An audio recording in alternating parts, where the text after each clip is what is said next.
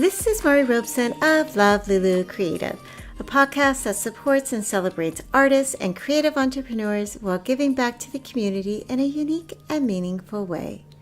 This is episode number 7, and I am so honored to bring to you December's featured artist, Mark Bryan. I really am honored. He's kind of a big deal. And it was super fun because Mark actually lives super close by, and we were able to record the episode here in my own art studio, and it was very fun to have a one-on-one conversation with him, and it allowed me to really ask him a lot of the questions that I had about why he comes up with these really thought-provoking pieces of artwork. Mark paints kind of surrealist but really whimsical. It's definitely political satire, topic matter that touches a nerve, let's just say. But when it touches a nerve, that means it gets people thinking, right? And it gets people thinking, then it gets them talking. And that's what art is supposed to do. And I really love that we were able to kind of dive deeper into that subject matter on the episode.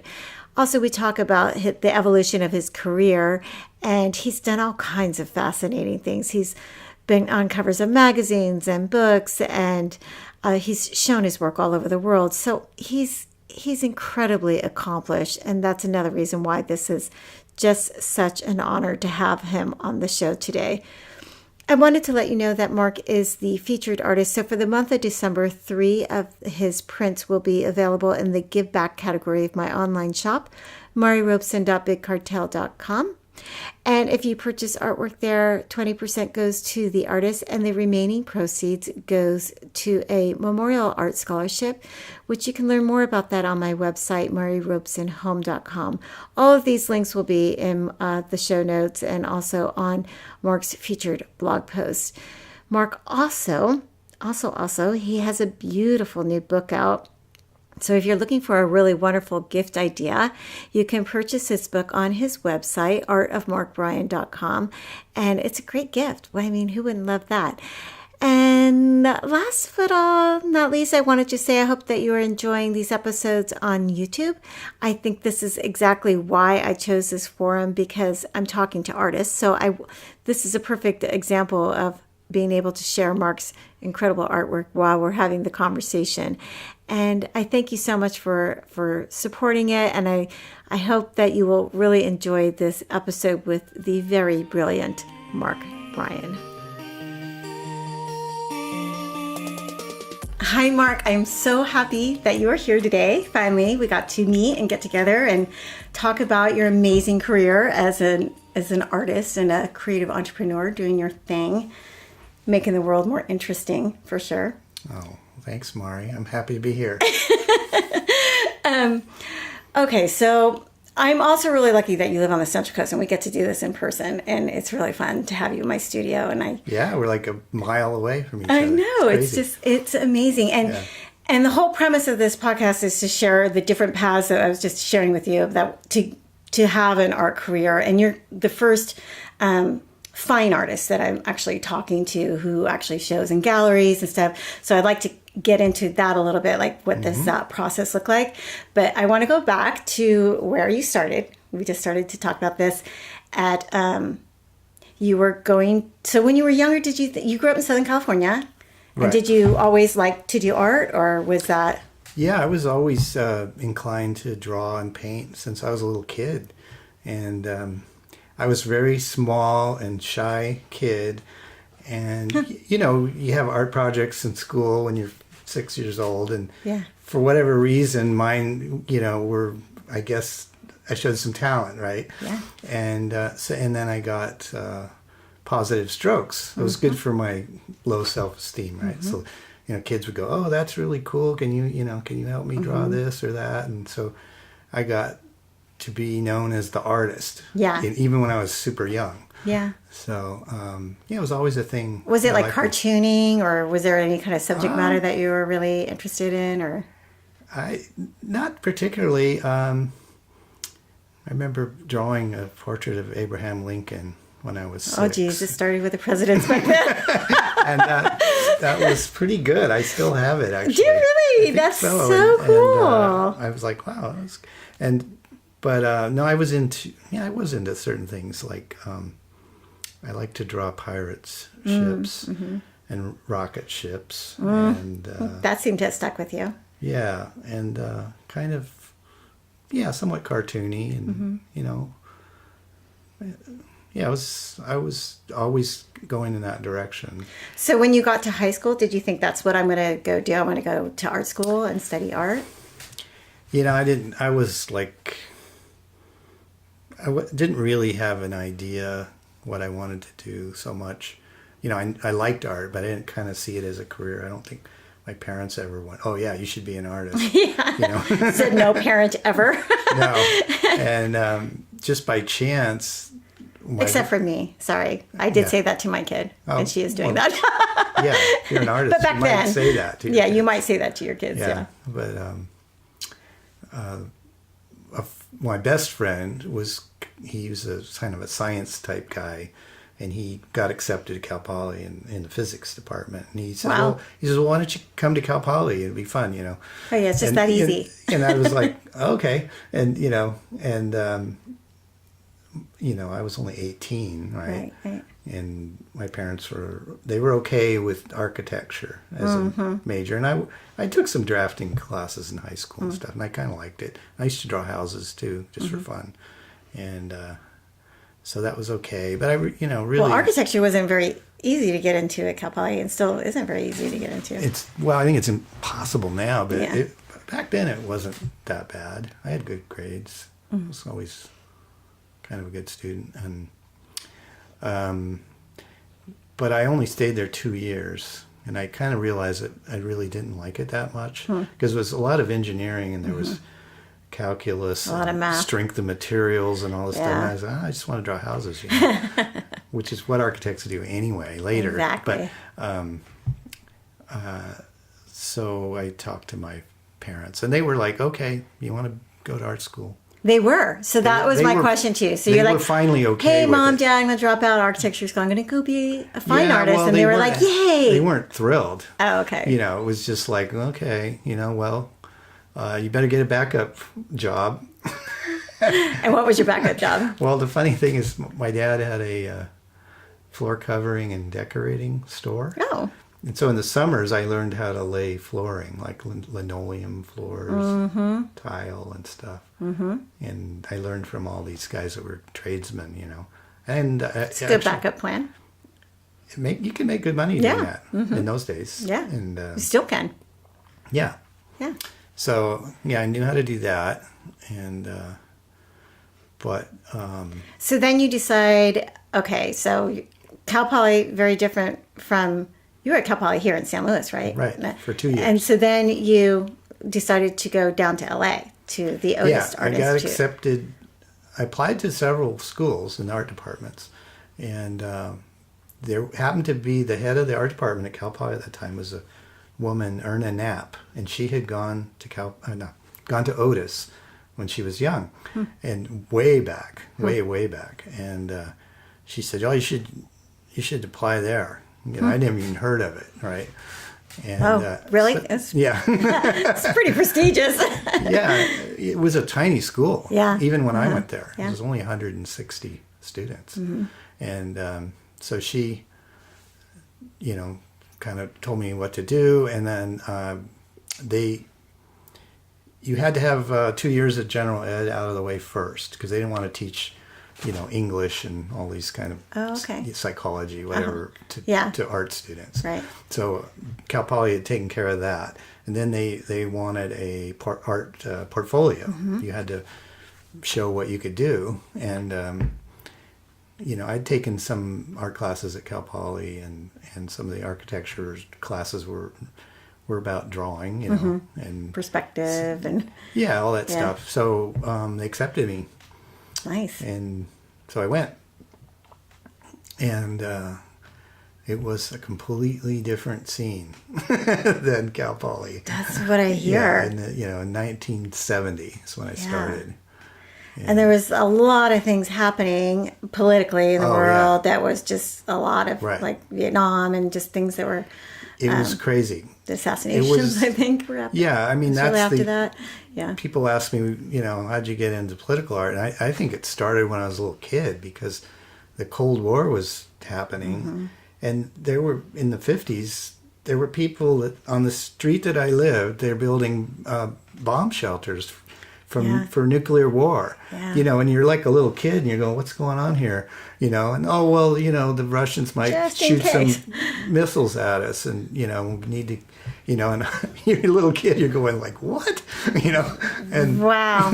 Really terrifying for a little kid to hear something like that. In 1962 was the Cuban Missile Crisis. And, it was a showdown. It could have been a war. And my dad, he's watching the news in the morning and then he's got to go to work. And he says, well, as he's walking out the door, he says, well, we should know by, 10 o'clock or so whether there's going to be a war. Oh, God. And then he said, I hope to see you later. And he had a kind of a weird sense of humor. And you think? And I'm like, what? So I'm 12 years old and my mother. You're like, Mom, is it true? My mom says, she says, now, honey, if you see a real bright flash of light, get down behind something and wait till the blast is over and then come straight home, which is so absurd. Stop. And I was like, okay. Even then I knew that was nuts. Like, right, you're going to come home after nuclear. That's completely unsettling, my gosh. Right. That's really terrifying for a young person to hear that. Yeah. And, and then after that, the Vietnam War gets going, and then, they had the psychedelic, hippie, anti-war,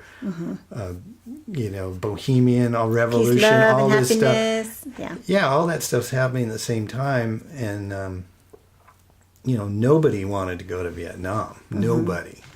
It wasn't like a volunteer army. And you could get out of it if you went to college. And then after a couple of years, they got rid of that, and they had a lottery. And so I got a low number, which meant they were going to, call me up to go to Vietnam. Wow. In 1970, right about the same time I got into Otis. Wow. And luckily, I had some medical things like asthma and stuff, and had records of that, and so I didn't get drafted. Good grief. But so all those things, make you sort of aware that the world's, a complicated, dangerous place. And so it makes you start thinking in terms of politics. I mean, because when you're 18, 19 years old and people are in the streets, protesting the war and burning draft cards and all that stuff, you can't help but be aware of those things. So your generation was super involved. Yeah. Yeah. And then when I was 13, Kennedy was assassinated, and then Martin Luther King, 1968, and then Bobby Kennedy. I mean, all this stuff was going, it was pretty nuts. So I was born after that. But I mean, I remember some of the stuff because I had older siblings. So I remember a lot of the talk in my house about it. I mean, my father's actually a World War II vet. So it's, so it's something that was talked about a lot, the political environment. Yeah. But so you're at Otis Institute, you thinking, gosh, I hope I don't get drafted, but I probably won't. I'm doing okay. So what I understood, and I started to discuss with you about how coincidentally, Donna Carrick, who I just interviewed, also gone to Otis at that time, was that their whole premise was that your art had to mean something. It had to say something.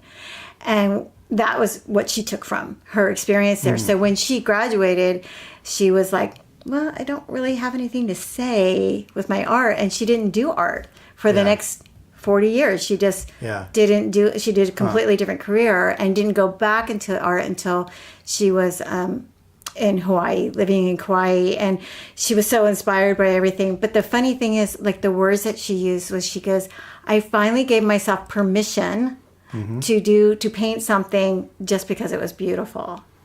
Yeah.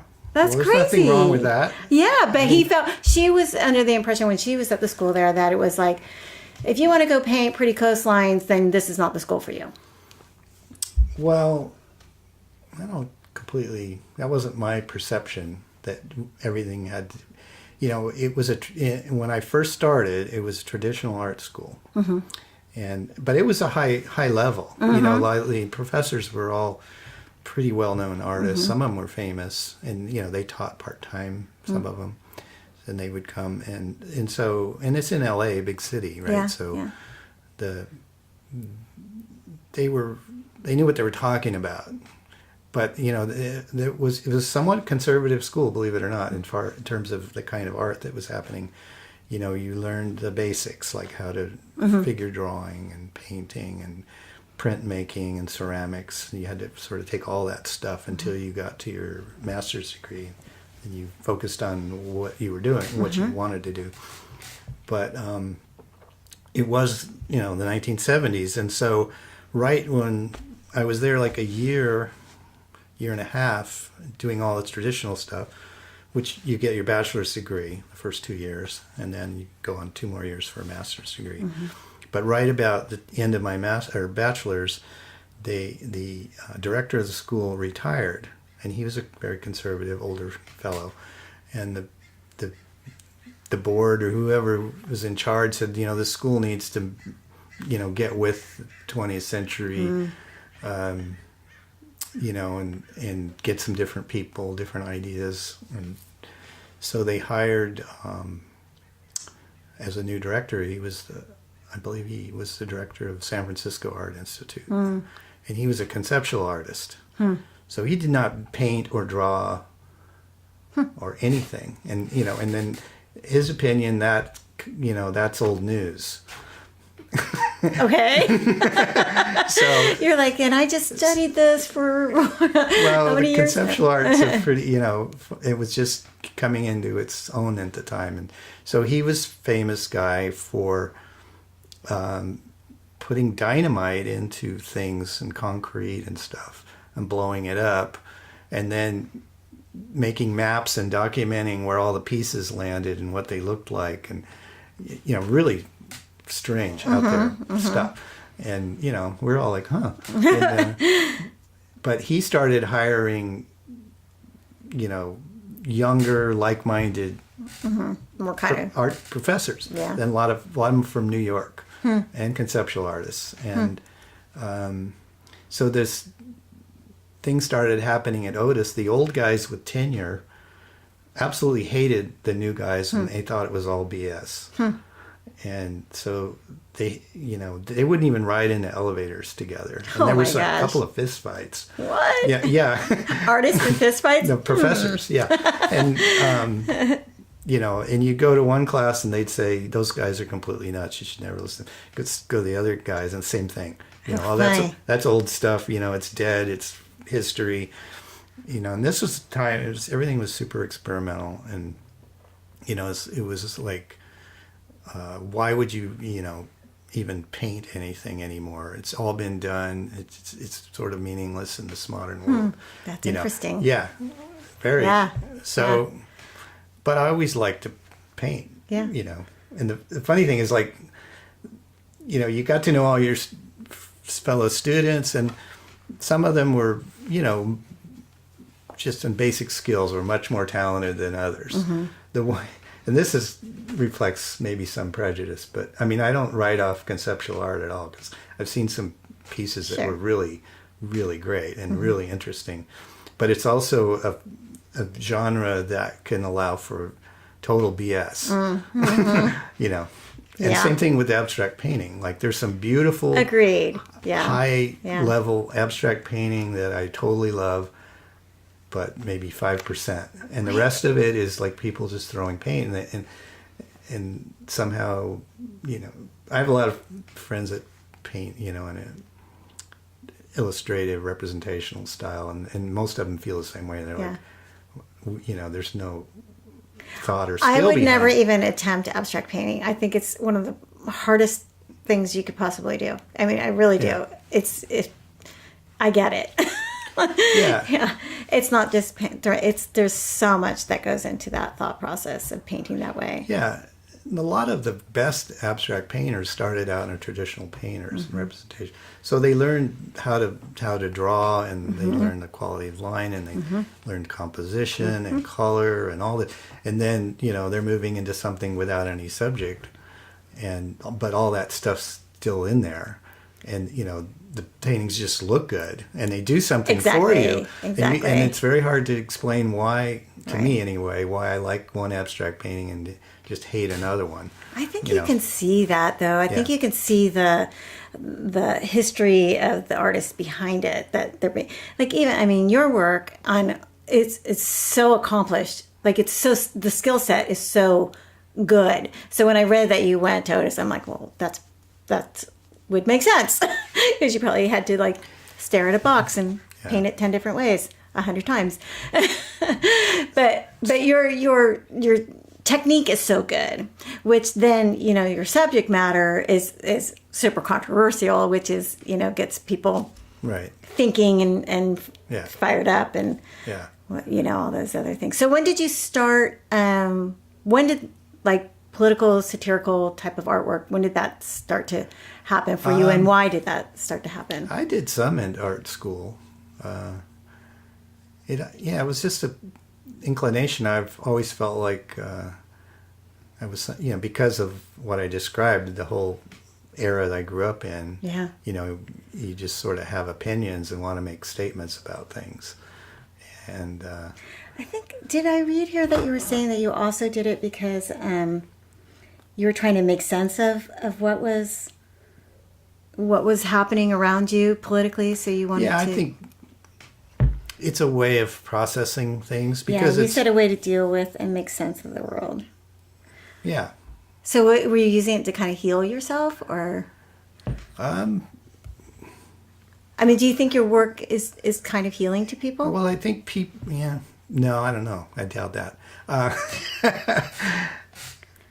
Really? I think so. In some ways, it kind of gives them a little comic relief. It almost takes a little sting out of like the reality of like, this is really our reality. Yeah. And like, this kind of makes me chuckle out a little bit, like, well, I guess I'll have to run home after the light goes off. Right. I describe that. So what you're talking about is, I think it's a human nature. People want to express themselves. They want to communicate. So, and I was super shy and nonverbal kind of person. And so I could express myself with pictures. And for a shy person, it's great because it's a passive medium. Like, you can make a statement, put it on the wall, and you don't even have to be there. And it can still communicate to people, and you don't have to get up and make a speech or whatever, so I hate stuff like that. But satirical, in my later work, I've gone to that satirical method of expressing myself. So satire is as old as history. So, there's humor in it. So you take something and you show people a different way to look at it, and you get your opinion across, and the humorous part sort of sucks them into it, and then the message kind of flows out. It makes them think about it once they're... There's other kinds of political art that's really, really powerful and direct and graphic and horrific. And that has its place too, but I just don't want to go there. I don't want to, put my head into that space. So, and then when you're saying about people get a chuckle, and especially if they're like-minded, if they think like you, right? Everybody likes to see their villains made fun of, because it's pushing back a little bit, give them a little, and it's so interesting to me because it's so uncomfortable for me. Like, I think being raised, like, in, Catholic schools and, like, with the World War II dad and just, Right. be a good girl, don't talk religion, don't talk politics, don't offend anybody, just keep your opinions to yourself and all of those things. So, like, it's so out of my comfort zone to, like, actually, and I understand, I relate to the kind of being a little introverted and, like, likes to work alone and paint and express myself that way. And I that's kind of why I wanted to ask you and kind of get in your mind of, like, how does it feel though when you're posting something and it's going to offend somebody, like it's going to deeply hurt their feelings or offend them to see it in a certain way. I mean, there's a certain responsibility that goes to that when you decide to make that a statement, Right. So how do you feel about that when somebody takes it and they're offended by it and actually maybe even hurt by it? Well, because I've got such a big audience now that people tend to, stick with their own tribes. So they look at stuff that they agree with. And so, probably 95% of the people that see my work already kind of think like me. I mean, I think that's a kind of a problem we have with news media too. I mean, everybody wants to watch the news that they agree with. That's true. Yeah. And they go down they call it stovepiping. You just keep going down in that one direction. You get reinforced over and over of what you think. But there's also the thing of, I mean, that's part of free speech. Everybody has opinions.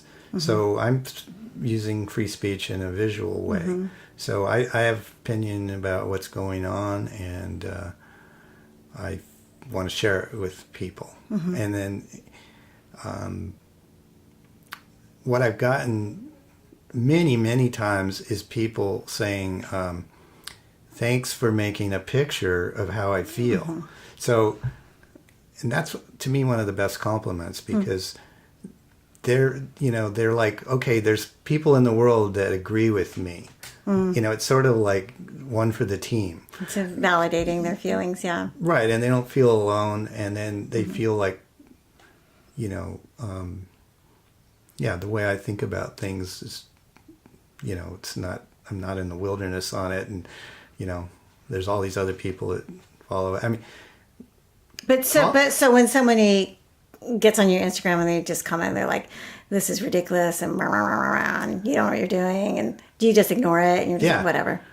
Well, it's actually kind of brilliant, by the way, because everything you post is so people want to comment on it, which is great for the algorithm. It just pushes you right back up to the top. Right. So it's like, that's kind of interesting. But because I was reading some of the comments that people you have, I'd say 90% of them love everything that you're doing, and then there's another 5-10% that are like really not happy with it. The Trump stuff, and I think there's people out there that feel like it's their job to throw some, shade on things that they don't, like the Trump troll people but most of them it's surprising how little negativity I get. And most of the people are not rude or anything.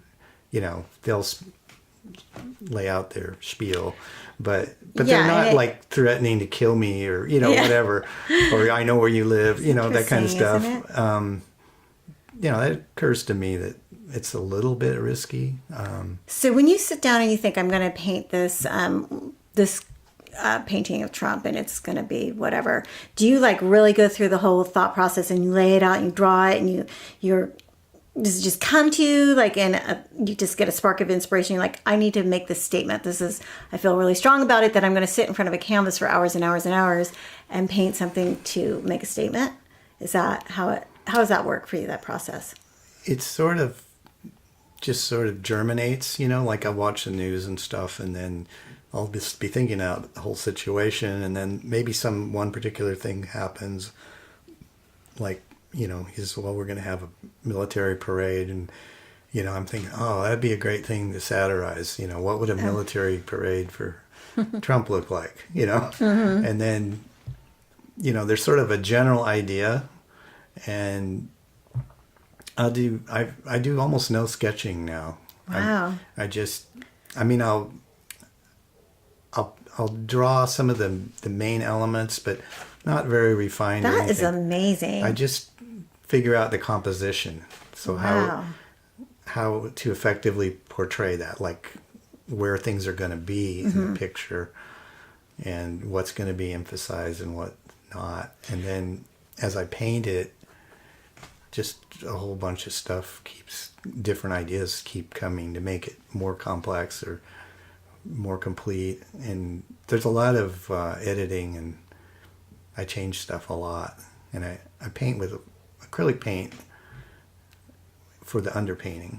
So it's very fast. It dries quickly. I can paint over it. If I don't like it, I can move stuff around quickly. And then when I finally get it, the composition and most of the details figured out, then I paint with oil paint on top of it. That is fascinating. And I don't use color for the underpainting. It's just do it all in tone. Brown and white. Interesting. Because the color just confuses it in the beginning.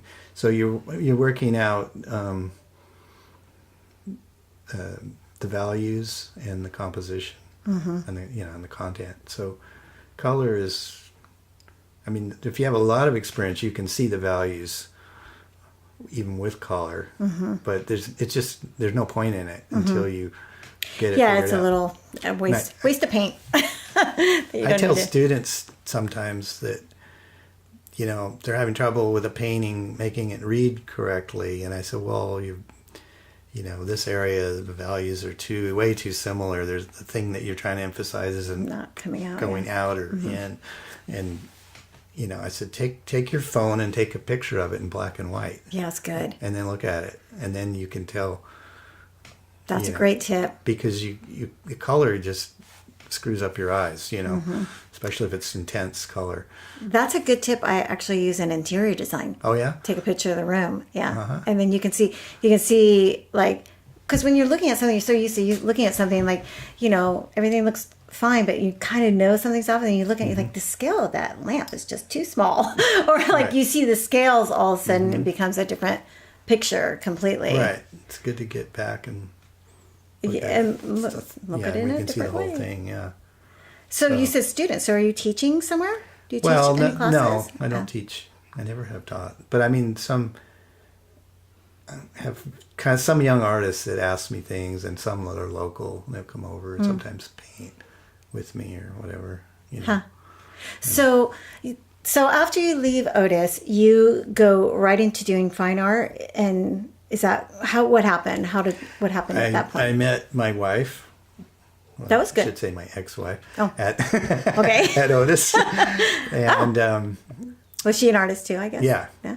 Okay. Yeah, she's a great illustrator, and so we got married and decided we didn't want to live in Los Angeles, and I was familiar with this area, so I thought, this is great, and I still had some friends here, and so we moved up here and bought a little piece of land and built a house. But I couldn't make a living as an artist, especially here. Yeah.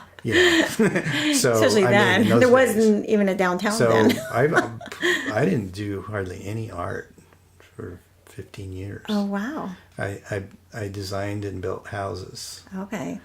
And sort of worked my way up to that. First we were just building stuff. I worked with a contractor. He was a solar builder. And that was fun. And then paid the bills and raised 2 kids. And about 1990, maybe a little earlier, I started painting again. I would do 1 or 2 paintings a year. Why? Like when? Why? Well, why then? Just, was it like something burning in you? You're like, yeah. I got to put this out there. Well, I was, the building was kind of fun and creative and interesting for a while. Sure. And then after like 15 years of it, it was like, okay, this is, not totally doing it for me. And I always wanted to get back. And, I was able financially to do it more. And so I started, actually had some of my first shows about 1990. So were your shows here locally then in San Luis Obispo? I did a few, but I had a pretty good gallery in Santa Monica for a while. That's helpful. And So how did you go about getting in that gallery? Like, was it just word of mouth? Did you have friends? Back in those days, it was before all the computers Right. stuff and, digital files and email. And you just mailed slides to galleries, or you walked into them personally with a portfolio. I think that's how I got into that one. Like you go to the gallery guide and you look at, who are they carrying? yeah, and like, okay, I think fit. these 3 galleries might be interested, and then mail them something. And it's surprising how many rejections you get, And how did you deal with that? Well, at first, took it personally, and then I pretty quickly realized, well, that has nothing to do with it, Just wasn't I the right had enough fit. confidence that Yeah. it's just whether they thought they could make money or not Interesting. from your stuff, which is valid if you're running a business. Right. Yeah, I mean, they have the brick and mortar. They're paying, Right. to have someone stand there and sell your Yeah. artwork, so they need to make money on it. And, the whole art business is not necessarily tied at the hip to quality. That's true, too. It's all about marketing and, Yeah. a lot of things, like the guy that paints the blue dogs has probably made more money than I'll ever make with art, painting the same stupid Same dog. dog 400 times, right? But people like it. Yeah. It's like a McDonald's hamburger or something, But a little more expensive. Yeah, I mean, I like the blue dog paintings. I actually think they're really funny. charming. I mean, I liked him once. Yeah. I'm like, oh, that's cute. He's crazy. Yeah, I mean, that's a question to you, too. Like, do you ever get, like, you're bored? Like, I've done this subject matter so many times, I want to do something different. Or you're just like, the world is just constantly giving me ideas. So I'm going to just paint until I can't, hold a paintbrush anymore. Well, because almost everything I do is a story. So like my painting style doesn't really change much anymore, but the stories are all different. So that's what makes it interesting and challenging. And they're difficult, complicated paintings. They are. And like you'll never really get the money out of them that you probably think you should. I remember being at Les's and I saw one of your originals, and this is probably a couple of years ago, and my jaw was on the ground. It was like literally, it was the one with the, it's like all the people all around, and there's like a big mountain, but the people are living outskirts. In the slums. Oh gosh, yeah. What is the name of that one? I was just like, what? This is the Shining City on a hill. My brain was kind of exploding. Looking at it, it was like so technically good. I mean, wow, it was impressive. Yeah, thanks. How long does it take you to paint something like that? That was a big painting. It was like 4x6 or something. Or yeah, it was big. I do 1 or 2 big paintings a year because they take forever. They do. And there's a lot of stuff going on in them. And I don't even try to sell those. I keep them for more like public venues because you can't get the money out of them. And if so I you was keep your originals and you just make prints and chiclets? Well, of those big paintings. Oh, okay. But I sell my other smaller works that are more fun and not such giant efforts, You sell the originals to those? Yeah. And I sell prints and things. So do you have multiple paintings going at one time? Once in a while, I'll have, but not maybe 2. Sometimes You don't have 3. any with their faces turned to the wall that have to another day? Yeah.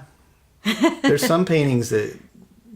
That was from Donna, by whatever- the way. She said she has several paintings with their faces to the wall. I just thought, oh my God, me too. Well, paintings are weird. Like some of them, the idea is very clear and they just flow and and they look great and they work and... and then others, you think you have this great idea, but you can never quite get it right, and you just beat it to death. And, I get it. A few of those, like, what's really ridiculous is there's, 2 or 3 paintings underneath them. And they weren't that bad, but I just couldn't stop. So interesting. Because I kept trying to make it perfect or whatever in my mind, and I said, I should have just made 3 paintings because because I photograph them and then I look at them later and I go, that wasn't so bad. That wasn't that bad. I do the same thing. And I've been working on it a week, and that one's completely gone. And what I have now isn't really as good as the one I just covered up. So that drives you crazy. Yeah, that's funny. I have like a drawer full of watercolors. I don't know why I don't sell my originals, but like sometimes I'll look through and I'm like, why didn't I ever post a picture of that? That's actually really good. But I knew there must have been something in it that bothered me. Yeah. And I'm like, you go in the drawer. Yeah, it's weird. You get some space from something, especially when you look back at your old work and like, 2 or 3 here and there will pop out and you go, wow, those were really good, and I didn't think about it at the time. And then the rest of them you go, that was okay. So do you ever have anybody that maybe lives with you? You're married now? No. Or you have a girlfriend and your kids or your neighbor walks in and goes, oh, why are you doing that? Like, and it makes you question it, or do you just don't allow anybody to see it until you're done with the process? No, nobody ever does that. Oh, okay. I mean, they all think it's interesting, but I do have people like, if you work on a painting, for hours and hours and hours, you don't have new eyes, and like you think everything's working. Right. But just the person who's never seen it can walk in and spot something that you can't see. It's really funny. Like I have a friend and his name's Joe, and he's definitely the average Joe. He's not into art or anything. But he'll walk in, I'll say, what do you think about this? And he'll point something, goes, I don't know what's going on right there.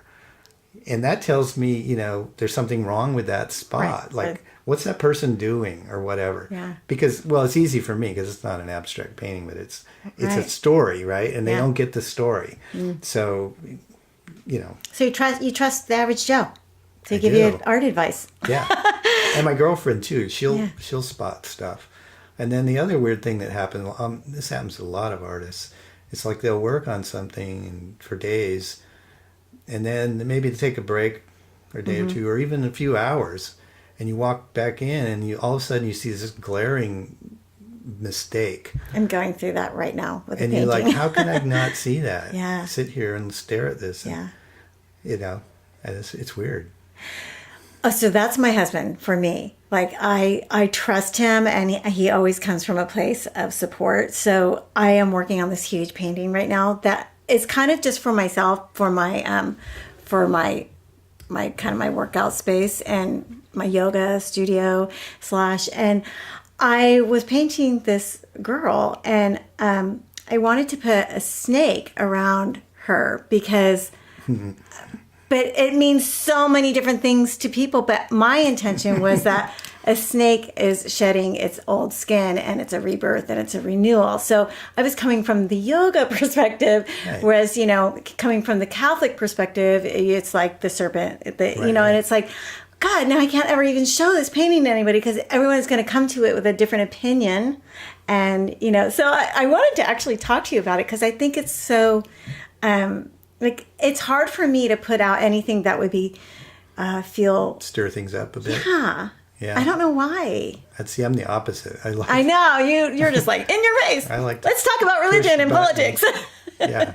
Well, I want people to think about all that stuff in a way. I was not raised religious at all, and my parents, they talked about politics, and my mother, she thought we should go to church, but she'd go to one for a week or two when we were real little, and then something would piss her off. And she'd go, I'm not going there anymore. So we ended up at a Unitarian church, which is super liberal, right? And we'd only go once a year. and my dad was practically an atheist, Oh, geez. Like my mom, she'd go, will you say the grace, Thanksgiving, you say the grace, to my dad, and he'd go, I don't know why people, believe in heaven and all this stuff, He's like, if it's so great, why don't they just kill themselves? Oh my gosh! And this is Thanksgiving dinner, and he's like, it's all a bunch of BS. And then, wow. And then my mom's kind of upset, like, well, why do you have to ruin Thanksgiving? but it didn't really bother us. But that's, my background. Yeah. So, to me, all these different belief systems are just curiosities. It's like, how do people, sign up for seeing the universe in a certain way? Right. Like from an anthropological, it's all has to do with their backgrounds and right. And I think ethnicity I was listening to one artist who was being interviewed, and she was saying she had done this painting, and it was like this fishbowl on the girl's head, and it was really beautiful to her. But the interviewer was like, well, but wouldn't she be suffocating? And it was like this conversation of like, well, you're going to bring your own experience to a painting. So if your background is, very religious, you might feel offended if you look at something like that. Or, so everyone's going to have a different. That's what's great about art, is everyone's going to have a different opinion when they look at it. And I don't know, though, for me, it's a growing thing. I'm going to have to grow through it, because that painting I've been working on has just changed. It's constantly changing. Yeah. And thank goodness it's in acrylic, because I keep painting over certain things. And I'm not ready to turn its face to the wall yet. Well, you shouldn't worry about it. You should just do what you want and let people make of it what they will. Because even my paintings, they're storytelling, right? I mean, I have my own story. Yeah. What I think it's about. Right, yeah. But they evoke all kinds of different interpretations. Absolutely. And some of them totally surprised me, because I never even got close to thinking that.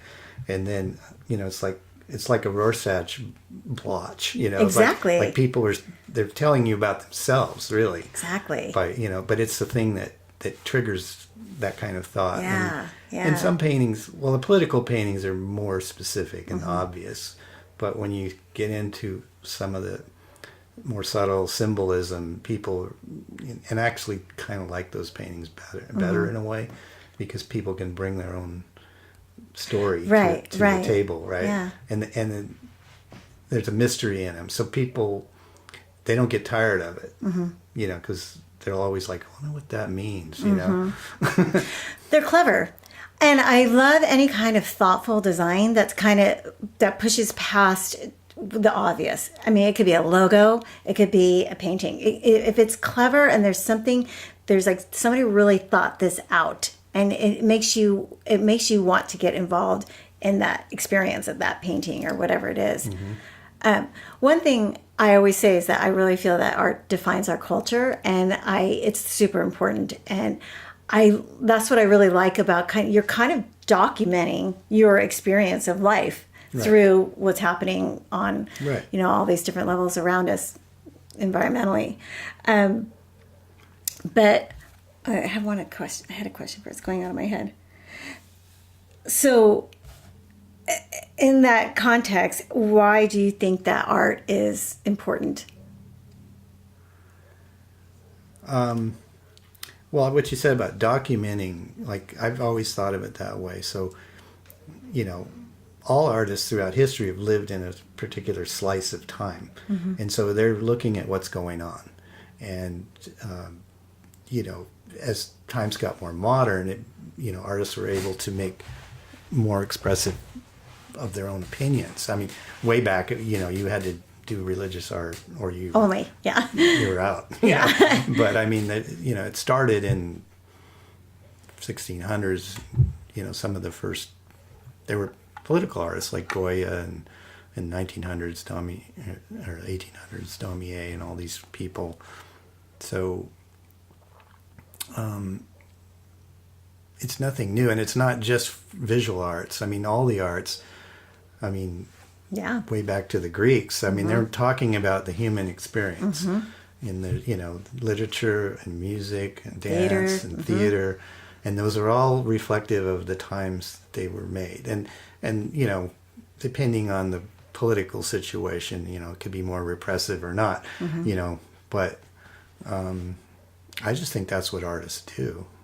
I mean, and to go back to, that's a thing that some artists do. So there's all kinds of art, and you can't say this is better than this. And I go to Santa Fe and I go in the landscape galleries, because they have 8-foot wide paintings of Southwest landscapes that I love those things. I mean, because those guys are so good. They're not about anything other than just the beauty of nature. And, I like it. Yeah. And I appreciate their skill and all that. And I kind of feel like I always think I'm going to do some just straight landscape painting, but just something pretty. But no, there'd be an evil bunny rabbit in there somewhere. Weird stuff just creeps in. Yeah, I just gotta accept that's the way I am. Well, I mean, you're going to leave a really great legacy for your children and your grandchildren, and so what's kind of your artist statement on what you're doing with your work? So long past you're gone, and they're going to see this documentation of this body of work that you've created. Are you thinking about that when you're creating all of these pieces, or? Well, kind of. I mean, I have some other artist friends, and they think about their legacy. And I mean, I guess from your own ego point of view, you'd like to think, that this would live on and be valued, and you don't really know that. Yeah. It's got to reach a certain level of notoriety, I think, for that to happen, or or just the right people to discover it and sort of preserve it, or. Well, you're obviously touching a nerve with a lot of people, Yeah. and so that's it's getting people talking, and it's that's what we want art to do, is kind of bring awareness to things, as well as something pretty can give you a reprieve from everything that's going on too. So it's all important. It's all important. Yeah. Yeah. So you do have a book out, or several books, or? We just came out with the second edition of a first book. That's great. Congratulations. Yeah. And, that's really cool. Was redesigned. It's pretty similar to the first one, but it's updated with more current paintings and some forward by a curator. So can people get that on your website? Yeah. Okay. And then you've done a couple of book covers, and you did like Juxtapose magazine. You've done a couple of magazine. Your work is kind of perfect for editorial work, right. But were you approached by them? Did they discover you, or do you have an agent, or how did that work transpire for you? I've tried, I think a lot of stuff happens through personal connection. And living, in a smaller area outside of like LA or San Francisco, you don't get to schmooze with the right people very easily. Yeah. I used to send stuff to magazines and other places, and almost no one ever responds. And then, when something, so I just start posting it. And then if it goes kind of viral or something, right. Then people get a hold of you. We want to use this for this or that, or we want to interview you. And, So social media has been helpful for you. Yeah, huge. Obviously, for yeah. me. Yeah. Because, I think it's true for all artists. It's been. Yeah. And you can kind of create your own platform, as opposed to prior to that, you had to have an agent, or you had to have someone repping you. And I'm terrible at. And that's the last thing an artist wants to do, right? Yeah. Well, yeah, and I'm kind of, not that young, and a dinosaur, and a lot of this stuff doesn't come that intuitively, and it's not very interesting to me, but, I do it to a certain level, and, well, it's fun. Your Instagram is fun to follow. It's interesting to see how people respond to it. Yeah.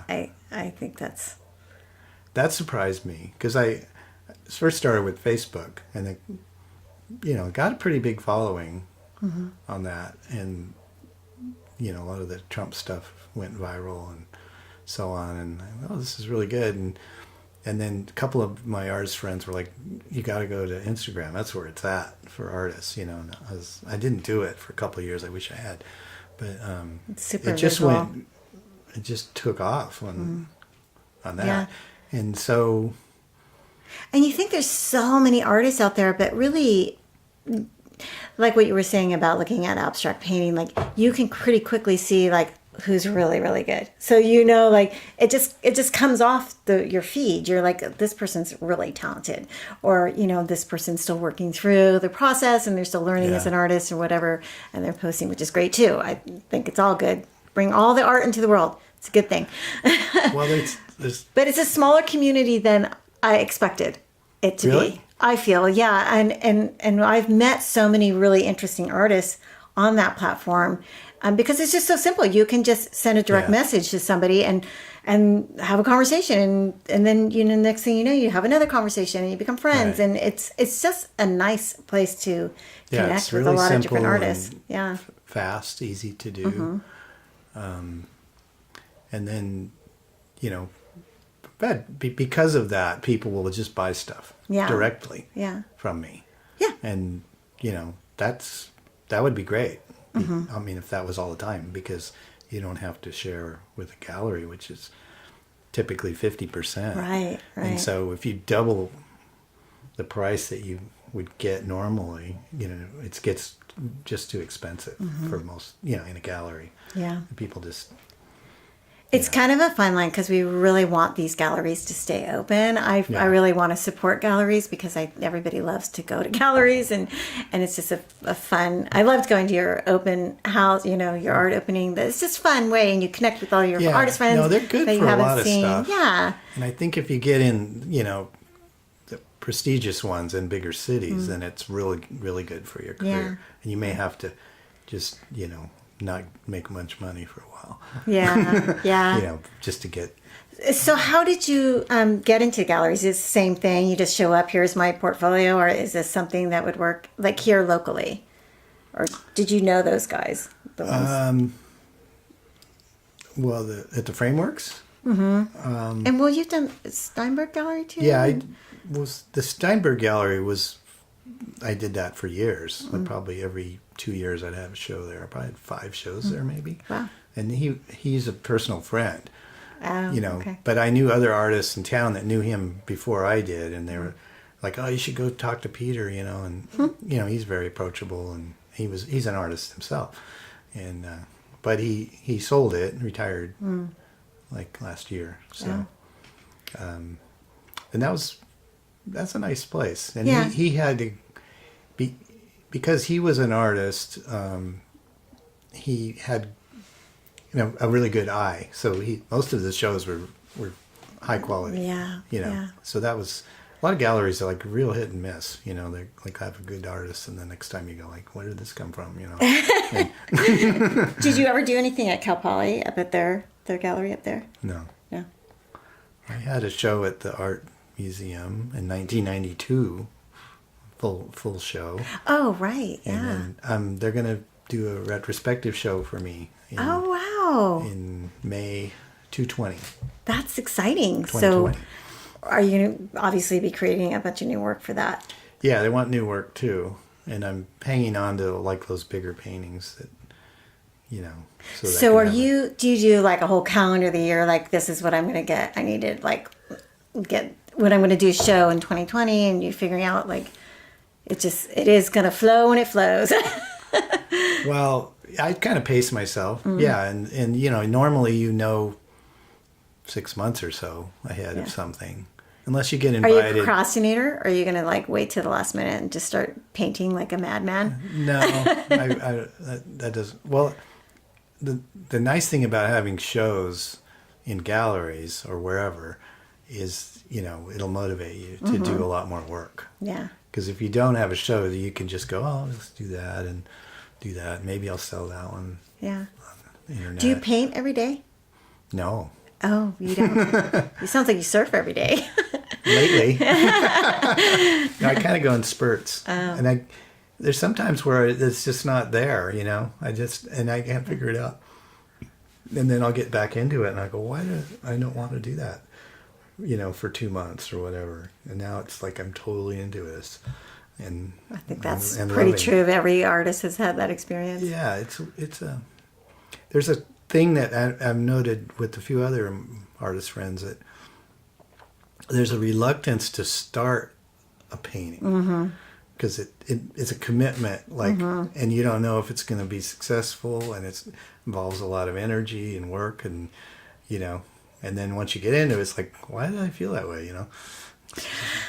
Yeah, I'll do like these little watercolors that take me an hour and a half to do, just to stay in the flow of doing something every day, because I know I can do them quickly, and it just it's at my little relaxation kind of at the end of the day. But then when I get into like committing to a big painting, it's like stressful. It is. This is a lot of hours, and and then if my husband says, well, I don't really know about the snake, I'm like, oh, I don't know what to do now. And it's making it evolve, which will make it better eventually. If you kind of, you can't get rid of the snake. You got to push it's all through about it. The snake. It's all about the snake. It's not even a real snake. It's like should be a bumper sticker. It's like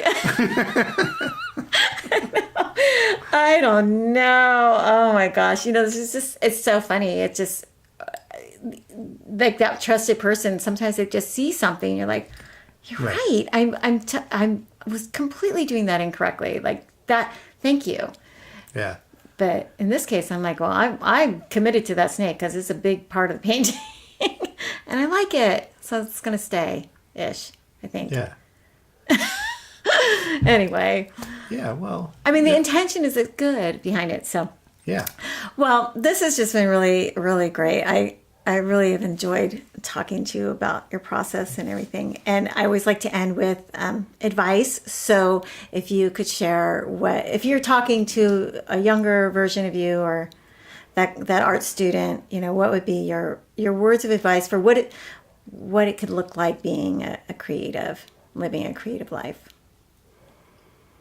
Well, don't plan on being wealthy. I kind of disagree with that. Well, Okay. I'm sorry to start with a negative thing like that, but it's a ton of work. And yeah, it's a ton of work, yeah. I think the main thing is it's like any discipline or career, the more you do it, the better you get at it. Mm-hmm. It doesn't just happen magically. Yeah. It requires a lot of work. Yeah. And, there's the cliche of 10,000 hours of anything to get to the professional level. Well, professional level. So, and I've seen some young artists that, you look at their early work and you go, I don't think so. They're never going to make it, and then there's other young people that seem really talented, but they don't put any effort into it. Mm-hmm. And some of the stuff that, wasn't so hot, and 10 years later, those people are doing some fantastic work. And you go, wow, they didn't give up. Yeah.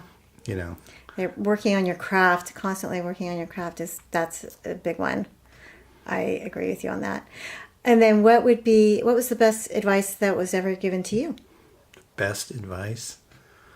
Oh, man. Like in your work life. Did you have a mentor, anybody in your life that just gave you some good advice and it kind of stuck with you? Well, I mean, I could be thankful for some of the teachers at Otis that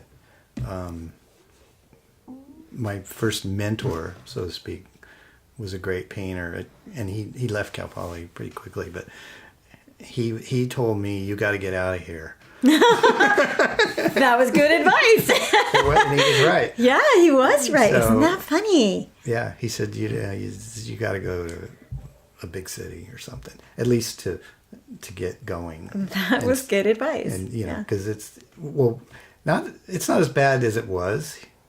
But back then, this was a very small community. Oh, yeah, it was tiny. And it was very conservative, and, and they just weren't, I mean, he was like the only real artist teaching. Well, the head of department was too. But that was it. So I don't know what's going on there now. But I think they do have an art department. Oh, yeah. They have a great art department. So, I think, urban areas, or if you really want to get into it, because you get stimulated by all the other things going on. Well, it also, I mean, you see life differently. Like I said that to all three of my daughters. I'm like, you guys got to get out of here and go to college in different places, and they're in big cities, so they're seeing life in a more expanded way, and that affects everything you do differently. Yeah, totally. That's a big education right there. And travel too. Yeah, that's the other one. I'm like, go study abroad if you can. I did a fair amount of traveling, and that's a real eye-opener. Absolutely. Because you realize, the world isn't, this is just one little thing happening. I totally agree with that. It's so true. It's so true. Yeah. I don't want to end without saying that this was a quote that you had written on your website and your statement that said, painting is free and ready access to the subconscious. It's like dreaming while awake. Mm-hmm. I love that because I really feel like that. And that's so, have you had other artists tell you that? Not specifically, but I think that artists, we all dream, right? Mm-hmm. And we have a subconscious life, but most people don't have a real easy access to it. Mm-hmm. They wake up in the morning and that's it. But I think artists, the door's a little more open to the subconscious.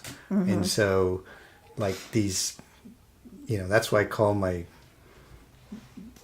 pictures in my head is the name of my book. So these things pop out from often you don't know where. And it's sort of, you're glad they do. That's the whole thing with the muse. Like, okay, you point yourself in a direction of, you've got sort of an idea or a problem about a picture, and then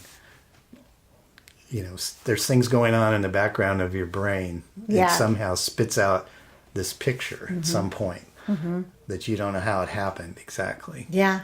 And then you feel like you're kind of co-creating when you're in that state, like it's not just you working on this, that it's, you call it your subconscious. Well, it's, you could anthropomorphize it and say it's the muse or some other thing coming into you, and channeling or whatever. I don't really buy into that. I just think, we are super complex organisms and, anything's possible coming out of us, even the fact that you can dream is amazing. Right? And you think about while that. It's happening, you think it's totally real. So, but your brain has invented that entire thing. Yeah. You wake up and you go, wow, I'm actually in bed. Do you actually dream some of your paintings? Like, do you like you're dreaming and there's this monkey like running around in the room and you're like, what is this monkey doing in my dream? Like, no, it's not. But I have painted some of my dreams. Some of the, there's dreams that are, they have a feeling like they're important and they're loaded with symbolism, but there's something that's inscrutable. You can't quite figure it out. And those make really powerful paintings because they do the same thing to other people that are looking at them. It's like, there's something going on here, but I can't figure it out. And it's, it makes it really intriguing. And that is fascinating. Yeah. Huh. Yeah. So I just want to thank you for your time. This has just been amazing. And we're just going to wrap it up right now. And just thank you again for sharing all this great information with us. Well, thanks for having me. It was super fun. Yeah. Thank you so much for joining me today. If you like this podcast and you'd like to support it even more, you can join me over on patreon.com/Mari Robeson and become a patron of mine. If you're a patron of mine, you'll receive bonus episodes every month, only for patrons. You'll also receive 20% off all the merchandise in my online shop, marirobeson.bigcartel, and you will be receiving free printables every month that will be of my artwork, and they're some really fun things. You can follow along on Instagram and you can see what I'm creating just for my patrons. I would deeply appreciate it. It would help me keep the lights on, and it would help me pay all the fees that it takes to put together a podcast like this so that I can keep supporting all the artists, keep bringing you great information, keep paying it forward to the next generation of artists. It's just a wonderful thing, and I would really deeply appreciate your support.